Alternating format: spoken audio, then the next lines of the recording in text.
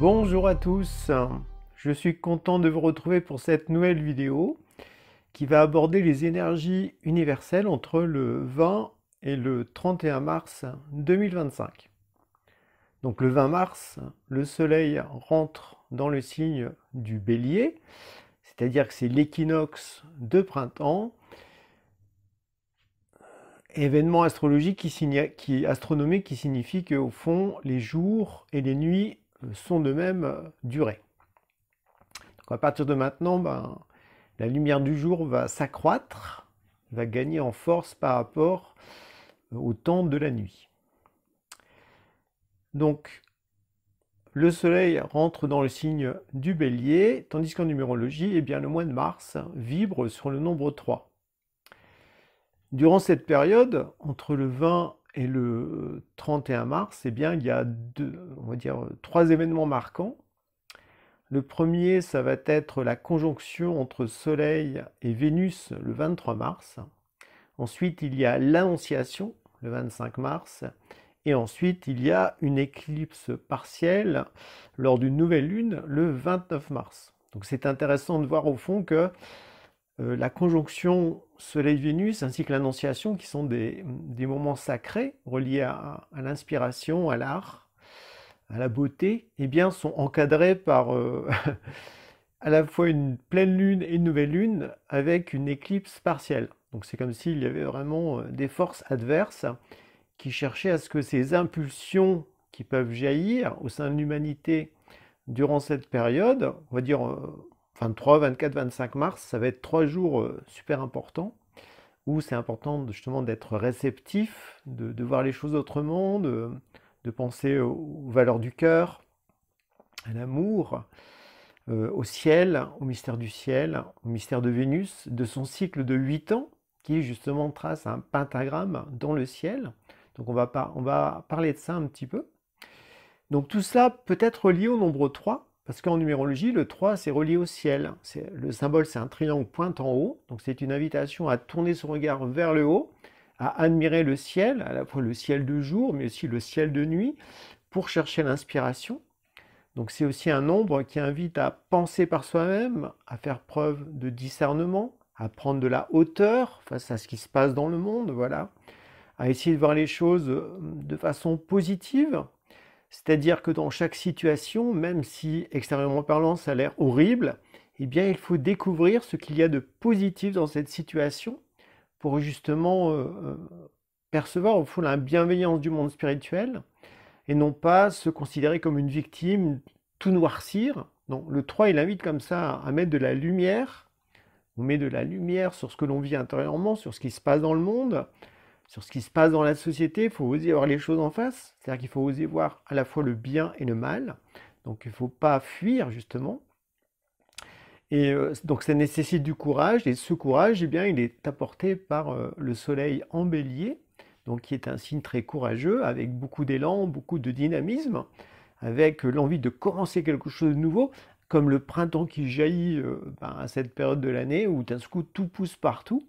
Et donc on peut aussi ressentir cette renaissance en soi, les forces de vie qui rejaillissent, qui nous poussent envie au fond de nous extérioriser pour agir, créer, travailler, enfin bref, rencontrer des gens. Il y a cet élan comme ça d'extériorisation qui peut être plus ou moins fort et qui va bien aussi avec le 3 qui lui est très sociable, il aime rencontrer des gens, il aime bien avoir des amis, échanger, parler de ce qui se passe, échanger des idées créatrices, s'intéresser à l'art, contempler de belles images. Donc tout ça c'est vraiment à l'ordre du jour durant cette période entre le 20 et le 31 mars, et c'est d'autant plus fort qu'il y a cette conjonction entre le Soleil et Vénus, et bien le 23 mars, très très tôt, on va dire, on est en train de dormir. Mais voilà, c'est un moment, un rendez-vous céleste important, parce qu'en fait, le cycle de Saturne, tous les 8 ans, Saturne revient à peu près à son emplacement natal, au début du cycle, avec 2 jours en moins. Ce qui fait que ça va former une sorte de pentagramme dans le ciel, vu de la Terre. Donc j'ai d'ailleurs trouvé une vidéo d'un d'un astronome américain qui explique ça très très bien. Donc on va voir dans cette vidéo un petit bout de son travail. Et ensuite, je vous mettrai le lien vers sa vidéo pour avoir l'explication complète. Bon, c'est en anglais, mais c'est toujours bien de voir les images, parce que de voir la course de Vénus et du Soleil dans l'espace, c'est quelque chose de très beau. Il y a une sorte de ballet, de danse, parce qu'en fait, Saturne, quand on dit qu'elle trace un pentagramme dans le ciel, c'est-à-dire que tous les 584 jours, elle va être rétrograde du point de vue de la Terre. Voilà. Donc si on observe Vénus, tous les 584 jours, elle devient rétrograde pendant 42 jours, et au 21e jour, en reculant du point de vue de la Terre, elle va rencontrer le Soleil, donc ça va donner une conjonction. Et donc le 23 mars, c'est une de ces conjonctions très importantes, majeures, où Vénus s'aligne sur le Soleil du point de vue de la Terre. Donc ça peut montrer comme Vénus est rétrograde, c'est une invitation à percevoir sa Vénus intérieure, et donc à se poser des questions sur le sens de ses relations, sur la moralité qu'on met dans ces relations, sur l'ouverture du cœur, sur les valeurs artistiques, sur les valeurs culturelles. Est-ce qu'on se sent concerné par la culture qu'il y a dans notre société? N'a-t-on pas envie d'apporter quelque chose de beau, un renouveau, quelque chose de plus inspirant qui est relié au monde spirituel justement, pour contrebalancer toute cette culture de plus en plus, on va dire, satanique, maléfique? On le voit clairement, il y a de plus en plus de festivals, ouais, ou des carnavals où il y a des démons qui se baladent carrément, les gens sont habillés avec des cornes et tout, et on trouve ça normal. Moi je trouve pas ça normal.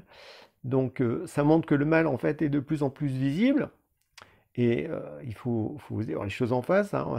Donc en contrepartie, avec les valeurs du cœur, avec les valeurs de l'amour, avec les valeurs du christianisme, eh bien, qu'est-ce qu'on peut apporter de bien, de beau, de vrai autour de nous, dans la société, pour justement contrebalancer cette culture du mal qui ne fait que s'accroître de plus en plus. Voilà, donc il y a toutes ces questions qui sont à l'ordre du jour pour ce cycle de Vénus, cette conjonction Vénus-Soleil qui tombe le 23 mars. Donc on va parler un petit peu de comment ça fonctionne. Donc je me suis dit qu'un schéma, ça serait beaucoup plus clair que des explications orales. Donc comme vous pouvez le voir à l'écran, eh bien, sur 8 ans,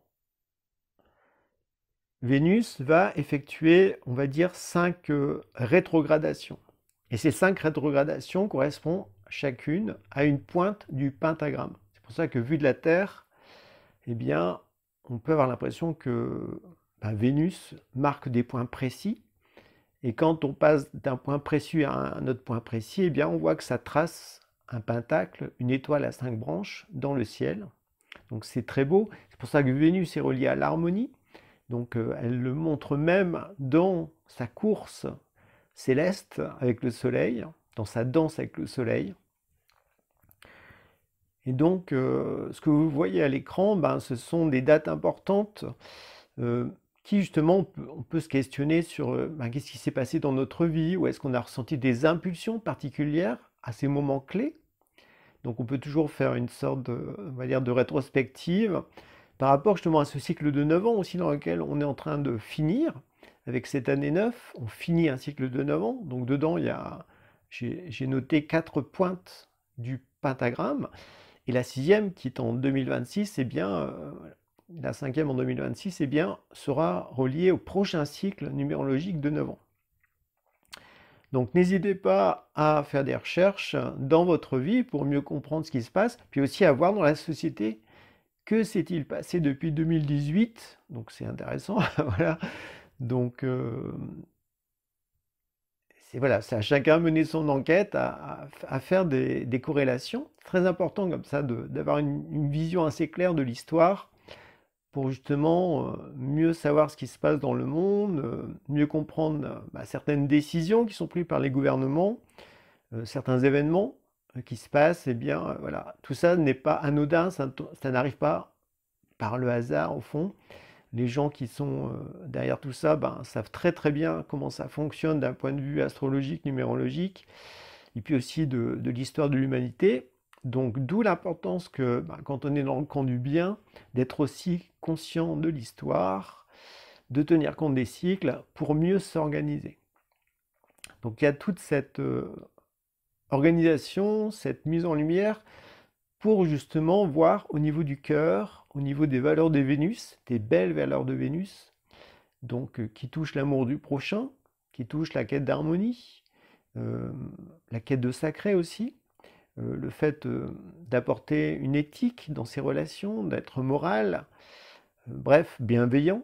Et donc voir tout cela, comment est-ce qu'on peut le vivre davantage avec plus de conscience, parce que comme cette conjonction Soleil-Vénus se passe dans le signe du Bélier, le Bélier, comme c'est le signe qui lance la saison du printemps, eh bien il y a quelque chose à lancer en lien avec cette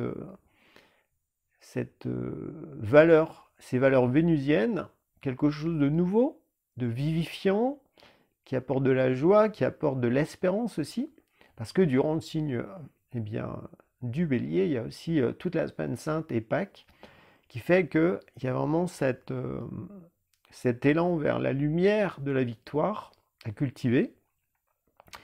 Donc c'est intéressant de se questionner par rapport à ça, son approche de l'art, si on fait de l'art, ou ne faudrait-il pas y mettre plus d'art dans sa vie, voilà, plus de beauté.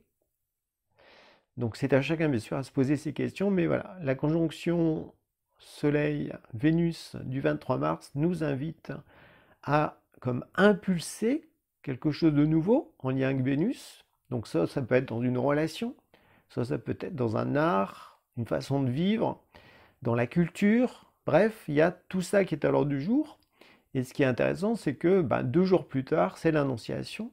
Donc c'est-à-dire, c'est le moment où l'archange Gabriel s'est présenté à Marie et lui a dit qu'elle allait voilà, être porteuse de l'enfant Jésus. Donc l'Annonciation, c'est une fête très sacrée qui est à méditer vraiment parce que c'est comme un archétype des rencontres spirituelles véritables que l'on peut faire quand on médite. Donc c'est-à-dire qu'il y a toujours plusieurs phases. Donc voilà, c'est important de creuser ça. C'est pas comme dans le channeling ou dans la voyance. La rencontre avec un véritable ange est très troublante quand on lit le passage des évangiles, dans l'évangile de Luc, eh bien, il est dit que Marie est troublée. Voilà, on est troublé, c'est normal. On a face à soi une véritable entité spirituelle rayonnante, pleine de lumière. Eh bien, en contrepartie, ça nous déstabilise, donc il faut être fort intérieurement. Donc cette force intérieure est conquise par la lecture, par la méditation, par le travail sur soi, par le fait, au fond, de vivifier des connaissances spirituelles en soi, ou des passages des évangiles, ou d'autres choses. Mais en tout cas, il y a besoin comme ça d'utiliser sa pensée intérieurement, de méditer sur des choses qui ne concernent absolument pas la personnalité. Donc ça peut être un idéal, ça peut être une vertu, ça peut être une connaissance, ça peut être un symbole universel. Bref, méditer sur des données qui ne sont pas du tout matérielles ni personnelles. Donc l'ego, bien sûr, va dire mais à quoi ça sert? C'est pas utile, pourquoi je perdrais mon temps à ça? Alors que l'esprit, lui, il a soif de cette nourriture spirituelle, de cette nourriture subtile. Et donc, méditer sur l'Annonciation, ça fait partie, en tout cas c'est ce que je fais, ça fait partie d'une des scènes des évangiles clés pour comprendre comment se passe une rencontre spirituelle. Voilà, une annonciation qu'on peut vivre aussi intérieurement avec son ange gardien, où voilà, on peut recevoir une mission, et donc après, il y a tout un processus pour entrer dedans. Et donc, vu ce qui se passe 2 jours avant, avec cette conjonction Soleil-Vénus qui touche l'art, la culture, l'harmonie, des relations plus nobles, eh bien, c'est possible qu'au niveau de l'Annonciation, eh bien, on puisse recevoir comme une petite mission, une inspiration, pour aller dans ce sens. Donc c'est vraiment des temps à la fois d'introspection pour capter en soi quelque chose de nouveau, parce qu'on est dans le signe du Bélier, donc il y a un nouvel élan en soi à faire jaillir. Donc c'est pas un élan de la personnalité pour satisfaire un désir, c'est un élan de l'esprit pour accomplir quelque chose de beau, quelque chose de vrai, quelque chose de bienveillant. Et donc pour ça, il faut être inspiré, il faut être dans un bon état d'esprit, il faut être en paix aussi avec soi-même, avec les autres. Donc durant ces 3-4 jours, on va dire presque la veille, le 22, du 22 au 25-26, eh bien, être vraiment tranquille, relax, serein pour capter euh, des messages du ciel, une inspiration de notre ange, en étant bien conscient, en étant ouvert, mais bien présent. Il ne s'agit pas de rêvasser, il ne s'agit pas de se laisser aller. Le rapport avec le monde spirituel doit être adulte, responsable, parce que voilà, on est sur Terre, on a un certain nombre d'expériences, on a acquis une certaine sagesse, et ça c'est notre force. Et le monde spirituel peut nous proposer quelque chose qui va s'appuyer sur cette force, sur ses qualités, sur ses compétences, pour aller plus loin. Voilà. Donc, et tout cela, ces moments en fait d'inspiration, de renouveau, de nouvel élan, eh bien, sont encadrés, comme je le disais, par deux éclipses, comme deux forces qui ne veulent pas que l'être humain soit réceptif à ça, qu'il plutôt fonctionne, qu'il plutôt plonge dans la peur, avec tout ce qui se passe dans la société, un certain discours récent, voilà. D'où le fait vraiment d'écarter encore plus les médias officiels, même les émissions radio, tout ça, vraiment filtrer tout, parce que la manipulation est partout, pour justement nous faire peur et qu'on oublie les belles valeurs du cœur, qu'on oublie le monde spirituel, qu'on oublie qu'on a une destinée, qu'on ne s'est pas incarné à cette époque pour rien. Il y a une raison, donc il faut comprendre pourquoi, et donc surtout pas se positionner en victime, mais plutôt, voilà, avec le bon bélier, l'aspect combatif, l'aspect courage, l'aspect foi, une foi en ses compétences pour avancer vers l'avenir. Et avec le 3, c'est dans tout ce qui se passe dans ma vie, eh bien, qu'est-ce qu'il y a de positif au fond? Voilà. C'est pas de l'optimisme naïf du genre ouais tout va bien, puis je plane. Non, non, non, non. La vraie positivité, c'est je vois vraiment que là il y a un problème. Ok, mais au-delà de la forme du problème, de la situation concrète, de la scène de théâtre qui a eu lieu, derrière ça, qu'est-ce que j'ai à comprendre? Quel est le message que mon ange veut me faire passer? Qu'est-ce que je dois réveiller comme bien en moi pour contrecarrer ça? Au fond, eh bien, qu'est-ce qu'il y a de positif dans cette situation? Quelle sagesse je peux en tirer? Quel enseignement je peux en tirer? Et à ce moment-là, d'un seul coup, on se sent beaucoup plus concerné par ce qui nous arrive, plus aussi l'auteur de ce qui nous arrive. Et donc, on prend davantage les rênes de sa vie en main et on l'oriente au fond dans la bonne direction parce que justement on pense par soi-même. Le 3 est beaucoup relié au fait de penser par soi-même, de faire un effort de réflexion, un effort de discernement et surtout pas s'en remettre à ses ressentis personnels. Ouais, je le sens pas, mais pourquoi? Je sais pas, mais je le sens pas. En fait, surtout pas, surtout pas parce que quand on se fie qu'à ses ressentis personnels, certains appellent ça l'intuition, mais ce n'est pas de l'intuition, eh bien, au fond, c'est l'ego qui est aux commandes. Et l'ego, lui, il est relié à la matrice, il est relié aux influences extérieures négatives. Et donc, forcément, on se fait manipuler parce qu'on ne veut pas penser. Donc, au contraire, on est vraiment une époque où il y a une grosse tentation de la facilité. Alors maintenant, avec l'IA, c'est comme si on pouvait tout lui demander. C'est du délire, mais en fait, non. L'être humain, ce qui le différencie d'un animal, c'est sa pensée. C'est son libre arbitre. C'est le fait qu'il peut mettre la lumière sur une situation, décider par lui-même, en dehors de toute influence extérieure. Et donc là, il y a ce besoin comme ça, durant cette fin mars, de décider d'orienter ses pensées, ses réflexions sur quelque chose de grand, de noble, de beau, d'artistique, de culturel, d'harmonieux, de vertueux, pour justement honorer ce rendez-vous céleste du 23 mars, avec la conjonction Soleil-Vénus, et aussi honorer l'Annonciation qui peut être un moment propice pour recevoir des impulsions spirituelles, créatrices, qui vont nous demander après des efforts, du courage, mais qui en fait vont nous permettre d'être davantage humains, davantage de nous révéler. Donc tout ça, voilà, c'est à l'ordre du jour. C'est ce qui me semblait important de vous partager pour cette période entre le 20 et le 31 mars. Donc je vous souhaite à présent une bonne journée et au plaisir de vous croiser dans une prochaine vidéo. Bye bye!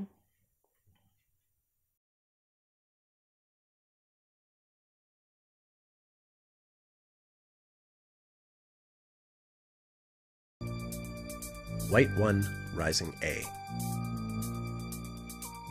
The White 1 interval begins with Venus in tropical Sagittarius just past its greatest eastern elongation as it accelerates towards the Sun in Capricorn.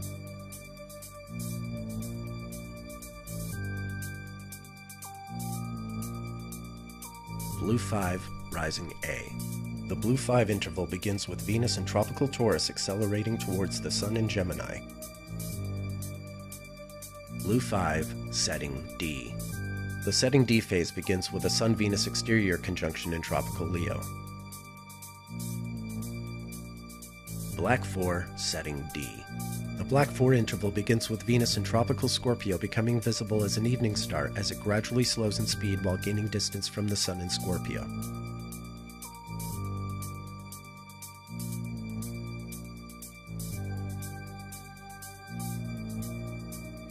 Red 3, setting D. The Red 3 interval begins within a day of Venus in tropical Taurus being at its greatest western elongation from the Sun in Aries. Red 3, rising B. The rising B phase begins with a Sun-Venus interior conjunction in tropical Gemini. White 2, rising B. The White 2 interval begins with Venus rising as a morning star in tropical Cancer, approaching the Sun in Leo.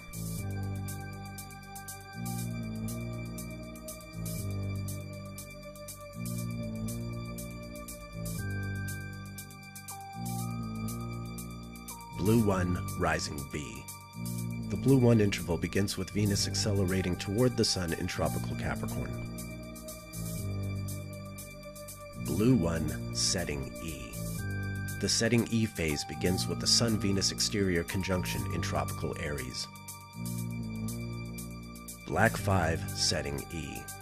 The Black 5 interval begins with Venus becoming visible as an evening star in tropical Cancer, setting after the sunset in Gemini.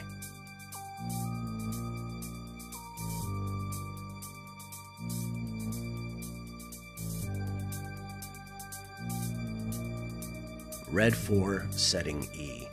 The Red 4 interval begins within a day of Venus in tropical Sagittarius being at its greatest western elongation from the Sun in Scorpio. Red 4, rising C.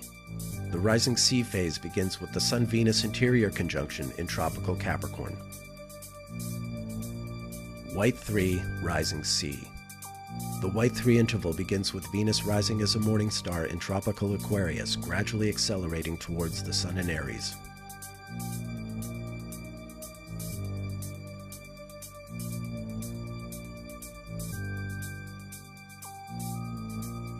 Blue 2, rising C. The Blue 2 interval begins with Venus in tropical Cancer approaching the Sun in Leo. Blue 2, setting A. The setting A phase begins with the Sun-Venus exterior conjunction in tropical Libra. Black 1, setting A. The Black 1 interval begins with Venus becoming visible as an evening star in tropical Aquarius as it sets in the night sky after sunset in Capricorn.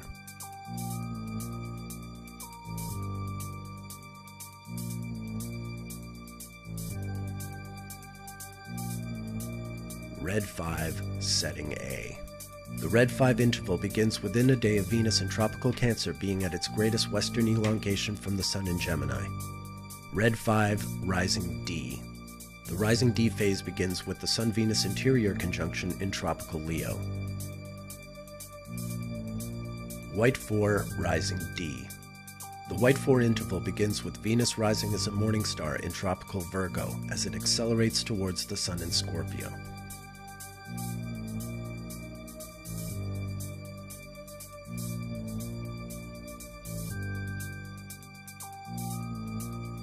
Blue 3 rising D. The Blue 3 interval begins with Venus in tropical Pisces approaching the Sun in Aries. Blue 3 setting B. The setting B phase begins with the Sun-Venus exterior conjunction in tropical Gemini. Black 2 setting B. The Black 2 interval begins with Venus becoming visible as an evening star in tropical Virgo as it sets in the night sky after sunset in Leo.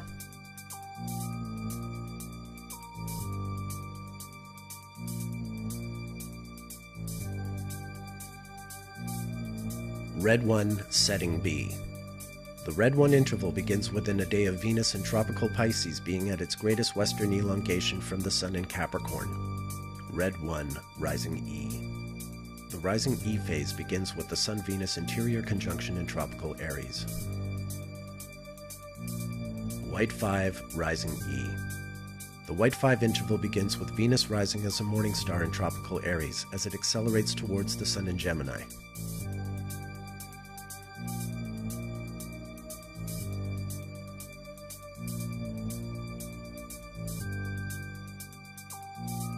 Blue 4 rising E. The Blue 4 interval begins with Venus in tropical Libra approaching the Sun in Scorpio. Blue 4 setting C. The setting C phase begins with the Sun-Venus exterior conjunction in tropical Capricorn. Black 3 setting C. The Black 3 interval begins with Venus becoming visible as an evening star in tropical Aries as it sets in the night sky after sunset in Aries.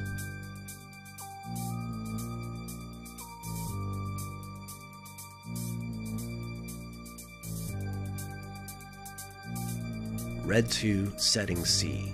The Red 2 interval begins within a day of Venus in tropical Libra being at its greatest western elongation from the Sun in Leo. Red 2 rising A.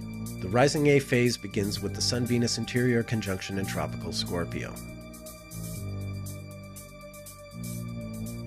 I'm available for astrology consultations and tutoring at nickdagambestastrologer.com. For early access to new